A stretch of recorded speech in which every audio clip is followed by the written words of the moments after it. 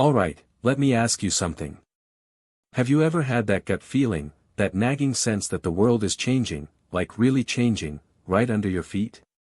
That the old rules are being rewritten as we speak? Because if you felt that recently, especially in early 2025, you're not wrong.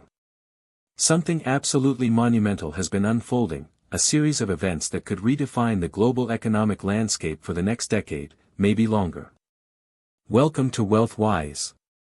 I'm your guide through the often confusing world of macrofinance and smart investing. And today, we're diving deep into a seismic shift that involves trillions of dollars, nuclear powers, and the very future of how money flows around the planet. Stick around, because understanding this could be key to navigating your financial future. So, what's the big deal? Picture this: just a few months ago, the U.S. administration pulled off a series of diplomatic and economic masterstrokes. We're talking about a jaw-dropping $3.2 trillion investment commitment unlocked from key Middle Eastern nations, think Saudi Arabia, Qatar, and the UAE, all aimed squarely at the U.S. economy over the next 10 years. Now, this isn't your grandpa's petrodollar deal, where oil revenue just gets recycled into U.S. treasuries. Oh no, this is far more direct, far more integrated. We're calling it Petrodollar 2.0. Imagine hundreds of billions pouring into American innovation.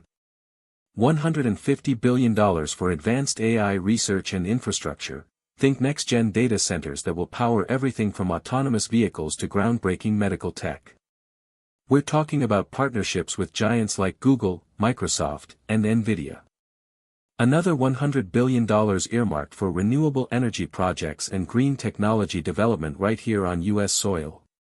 Massive infrastructure deals revitalizing everything from our ports to our power grids, with companies like AECOM and Bechtel at the forefront. And yes, significant defense cooperation, bolstering not just American manufacturers like Lockheed Martin and Boeing, but also regional stability. But wait, there's more. Because it wasn't just about money. Concurrent with these economic realignments, we saw some incredible geopolitical de-escalations. Remember the tension earlier this year between India and Pakistan?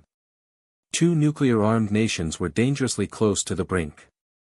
Behind the scenes, intense U.S. diplomacy helped broker a ceasefire, pulling them back. Historic. And then, the big one for global trade, the U.S. and China.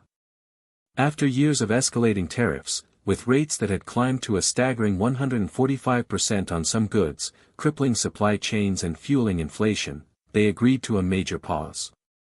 Tariffs were slashed down to a more manageable 30%. The market reaction? It wasn't just a bump, it was an explosion. The S&P 500 soared past record highs. The Dow Jones followed suit. Investor confidence, which had been shaky, came roaring back. So, why is all this happening, and why now in 2025? This is about a fundamental realignment, a strategic response to a changing world. For years, we've heard narratives about the decline of the US dollar, the rise of alternative economic blocs like BRICS. Well, this is like the US saying, hold my beer. But instead of solely relying on military might, the strategy is shifting towards powerful economic alliances and investment.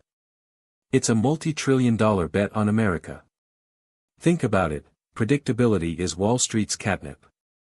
When major global players signal a move towards cooperation, investment, and de-escalation instead of conflict and uncertainty, capital gets deployed.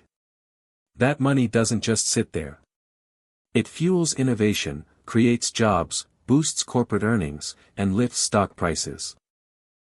Now, navigating the news around these huge events can be tricky. You'll see one headline saying this is a sign of unprecedented American strength, and another, from a different perspective, perhaps questioning the long-term costs or sustainability. Same events, vastly different interpretations. And that's precisely why I rely on Ground News, the sponsor for this part of our discussion. In a world saturated with information, Ground News is my go-to for cutting through the noise. They pull together coverage of the same story from sources across the political spectrum, left, center, and right. You can instantly see who owns each media outlet, their reported bias, and their factuality rating. It's like having a media literacy superpower in your pocket. For instance, when these Middle East deals were announced, ground news allowed me to see how different outlets framed the implications, from purely economic benefits to geopolitical strategy. It's invaluable for forming a well-rounded perspective, which is crucial for us as investors. I genuinely used it to research elements of this video. If you want to stay truly informed and understand the full picture, I highly recommend checking them out. Go to ground.news/wealthwise, that's ground.news/wealthwise, to get 40% off their Vantage plan, the same one I use. Supporting them supports this channel, and more importantly, it empowers you. Thanks, Ground News. Okay, so we've got massive capital inflows, geopolitical cooldowns, and a resurgent market. But this story has another electrifying chapter, especially for those of us interested in the future of finance. And that chapter, my friends, involves the world of digital assets. Just as these macro shifts were taking place, something truly groundbreaking happened in the crypto space. Coinbase, one of the largest and most recognized cryptocurrency exchanges, was officially added to the S&P 500 index. Now, let this sink in. This isn't just a tech company making it big. This is a crypto company. For years, many viewed digital assets as this fringe, speculative Wild West. But its inclusion in the S&P 500? That's like getting the ultimate seal of approval from Wall Street. Why is this such a monumental deal? Because when a company joins the S&P 500, it's not just a pat on the back. Trillions of dollars in investment funds, from massive pension funds to your everyday 401(k)s and ETFs, are benchmarked to this index. That means they have to buy shares of the companies in it. Overnight, this created billions in new, sustained demand for Coinbase stock. Every dollar invested into an S&P 500 index fund now indirectly flows, in part, to Coinbase. And as Coinbase potentially grows due to this increased investment and its own business success, its weighting in the index can increase, attracting even more capital. For investors, especially those who believed in the long-term vision of crypto, this is more than just a financial win. It's symbolic. It signals that crypto is no longer just out there, it's becoming an integrated part of the mainstream financial plumbing. It's being embraced, regulated, hopefully sensibly, and it's here to stay. And speaking of crypto's poster child, Bitcoin. After some volatility, we've seen Bitcoin comfortably trading above the $100,000 mark again in early 2025. What's fascinating here is that even at $100,000, the general public's Google search interest for Bitcoin isn't at its mania peak. This isn't 2021 FOMO driving the price. This is sustained institutional adoption, the maturation of Bitcoin ETFs, and a growing recognition of its role as a potential store of value in an uncertain world. A $100,000 Bitcoin, dare I say it, is starting to feel almost normal. That's a profound shift in perception. The world is stabilizing in some key areas. Interest rates, while still historically significant, aren't in panic mode anymore. In moments like these, smart money doesn't just hide, it seeks opportunity. So, if you're wondering why the S&P 500 is hitting new highs, why a company like Coinbase is suddenly a Wall Street darling, and why Bitcoin is showing such resilience, it's all interconnected. Peace, or at least de-escalation, creates clarity. Clarity creates confidence. And confidence fuels markets. Okay, that's a lot of global macro talk. So, the big question, how does this all translate to your investment strategy? How am I, personally at WealthWise, thinking about navigating this new landscape in 2025? When the tectonic plates of global finance and power shift this dramatically, sitting on the sidelines with all your cash stuffed under a mattress feels, well, like missing the boat. Now, I'm not saying to go all in recklessly. And I'm definitely not one to tell you to ignore those who constantly scream the biggest crash ever is coming. Because, hey, anything could happen. Volatility is part of the game. But my philosophy, especially with these new tailwinds, is to stay invested and be prepared. Here's what that looks like for me, and this is my approach, not financial advice for your specific situation. Always do your own research. 1. Continue dollar cost averaging into broad market ETFs. I'm still systematically investing in the S&P 500, think VOO or IVV, and total stock market ETFs, like VTI. Why?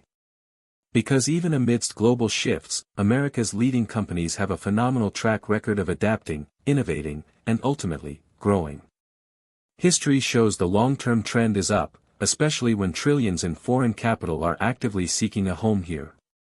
2. Strategic Bitcoin allocation. Yes, I continue to add to my Bitcoin position. Not because I expect it to hit $1 million tomorrow, but because I genuinely believe it's solidifying its place as a permanent, alternative asset class. It's digital scarcity in an age of unprecedented money creation. Even at $100,000, with institutional adoption still in its relative infancy globally, I see it as an asymmetric bet with significant long-term potential. It's my small piece of the financial system that operates outside the traditional rails. 3. Maintaining a healthy cash, and cash equivalent, reserve. This might sound counterintuitive after just talking about staying invested, but hear me out. I'm holding more cash and short-term U.S. Treasury bills, which, in early 2025, are still offering decent yields around 3.5 to 4%, than I might have a few years ago. Why? Optionality and peace of mind. Oh, optionality. If markets do take a significant, unexpected dip, I have dry powder to deploy without having to sell existing long-term holdings at a loss. Oh, peace of mind. It covers living expenses and ensures I'm not forced to sell assets at an inopportune time due to unforeseen circumstances. This reduces emotional decision-making. Look, whether you believe this moment is the dawn of a new golden era for US-centric investment, or just a temporary upswing before an inevitable correction, which, again, is always possible, the signals are undeniable. Massive capital is flowing into US markets. Strategic alliances are being forged through economics, not just rhetoric. New asset classes are maturing and integrating. For me, the biggest risk isn't being wrong about the exact market peak or trough. The biggest risk is being unprepared, uninvested, and on the sidelines during a period of potentially transformative change. Especially if you have a long-term investment horizon. So, stay informed, stay thoughtful, and build a strategy that lets you sleep at night while still participating in the opportunities that arise. That's all for today's deep dive on WealthWise. I hope this breakdown gave you some valuable perspective on these huge global shifts. What are your thoughts? How are you approaching your investments in 2025? Drop a comment below, I read them all. If you found this helpful, do me a solid and smash that like button, and if you haven't already, hit subscribe and the notification bell so you don't miss our next exploration into the world of finance and investing. Thanks for watching. Stay wise, stay invested, and I'll see you in the next video.